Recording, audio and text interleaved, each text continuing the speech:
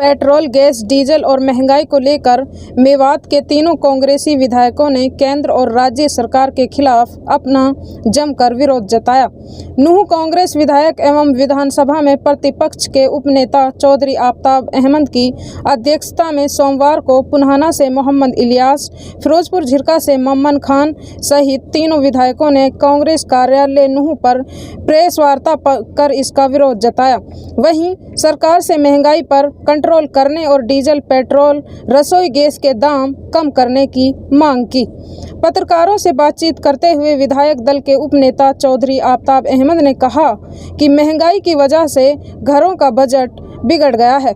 महंगाई ने आम गरीब लोगों की कमर तोड़ कर रख दी है। उन्होंने कहा, महंगाई और पेट्रोल, डीजल व रसोई गैस के बढ़ते दामों को लेकर कांग्रेस के तीनों विधायक हजारों कार्यकर्ताओं के साथ 25 मार्च और 2 अप्रैल को विरोध प्रदर्शन कर चुके हैं और सरकार समय पर नहीं चाहती तो ये प्रदर्शन आगे भी जारी रहेंगे। आफताब अहमद ने कहा कि महंगाई को लेकर केंद्र व राज्य सरकार अंधी बहरी हो गई है।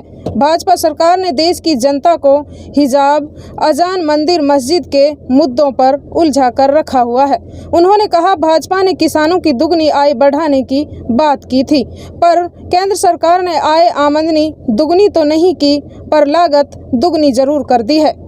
ये सरकार बेतहाशा वृद्धि के लिए जानी जा रही है और आज तक इसने पेट्रोल और डीजल और गैस पे आधे से ज़्यादा सेंट्रल एक्साइज टैक्स के माध्यम से, अपने टैक्स के माध्यम से सीधी जनता की जेब पे डकैती डाली है, लूट करी है जनता की जेब से। और इसीलिए हम कांग्रेस जन आज इसका विरोध कर रहे हैं। और वो चाहे हर गांव में हो, चाहे हर गली में हो, मोहल्ले में हो, चाहे नुक्कड़ में हो, हम सब जगह हमारे नेता श्रीमती सोनिया गांधी, राहुल जी, हमारे श्री भूपेंद्र सिंह हुड्डा, हमारे कांग्रेस अध्यक्षा हरियाणा की शैलजा जी, कोई हो, सड़क से लेके और हम सब जगह आमजन की आवाज़ को उठाने के लिए पूरी तरीके से हम सारे साथी, हमारे दोनों विधायक भी आज साथ हैं।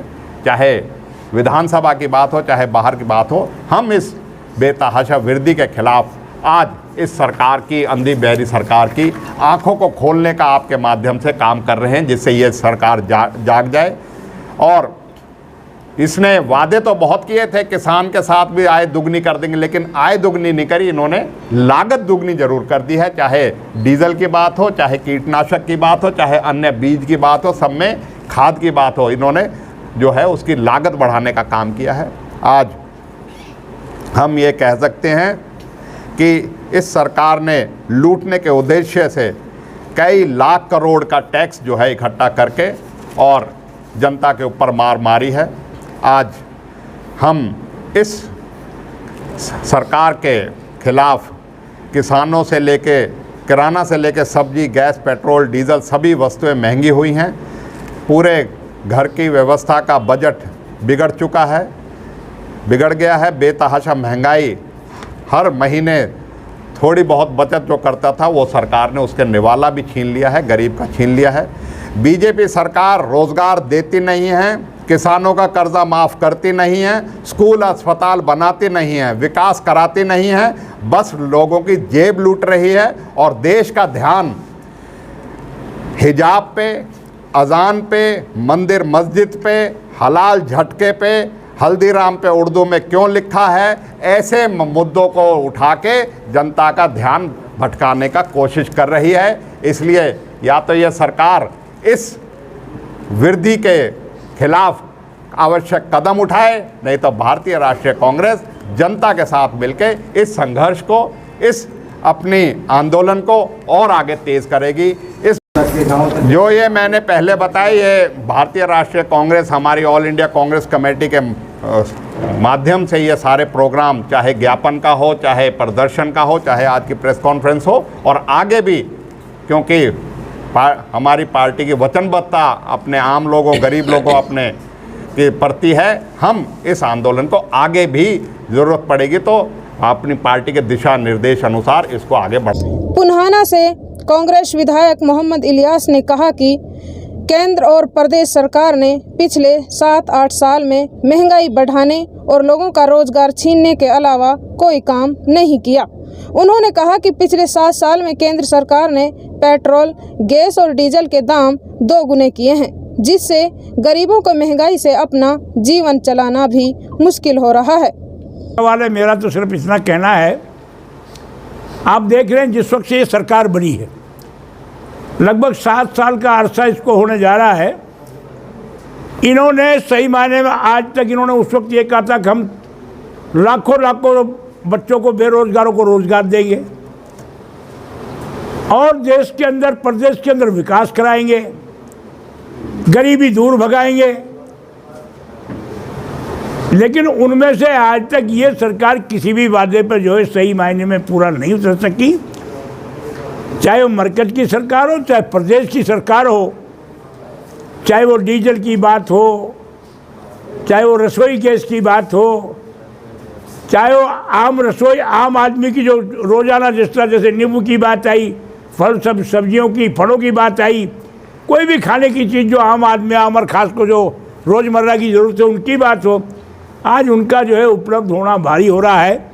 महंगाई के कारण इन्होंने गरीब और अमीर की जो है वो कमर को तोड़ कर रख दिया है। फिरोजपुर झिरका से कांग्रेस विधायक मोमन खान ने कहा कि आज घर चलाना भी मुश्किल हो गया है और पेट्रोल हो या घर का खर्चा महंगाई की वजह से 2-3 गुना हो गया है। उन्होंने कहा कि डीजल और पेट्रोल के महंगाई होने से ट्रांसपोर्ट भी महंगा हुआ है, जिसकी वजह से महंगाई कई गुना बढ़ी है।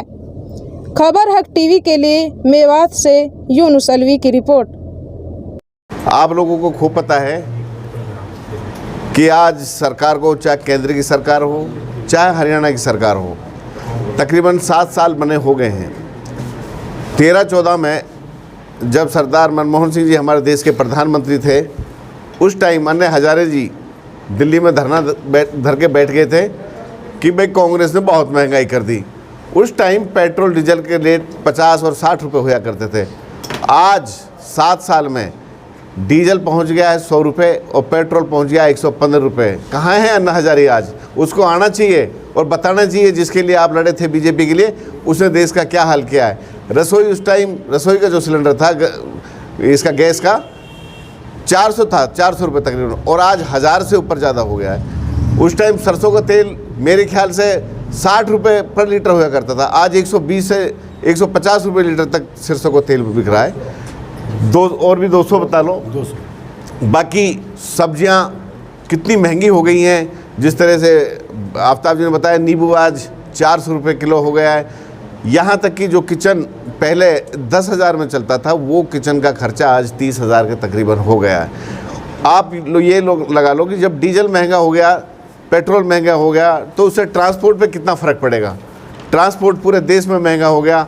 भाई किसान हैं, डीजल बढ़ाने के लिए, इंजन चलाने के लिए, ट्रैक्टर चलाने के लिए डीजल की ज़रूरत पड़ती है, तो उस कितने गुना मतलब जो सोचते थे हम किसान को फ़ायदा पहुंचाएगी सरकार, और भी कई गुना नुकसान में किसान जा चुका।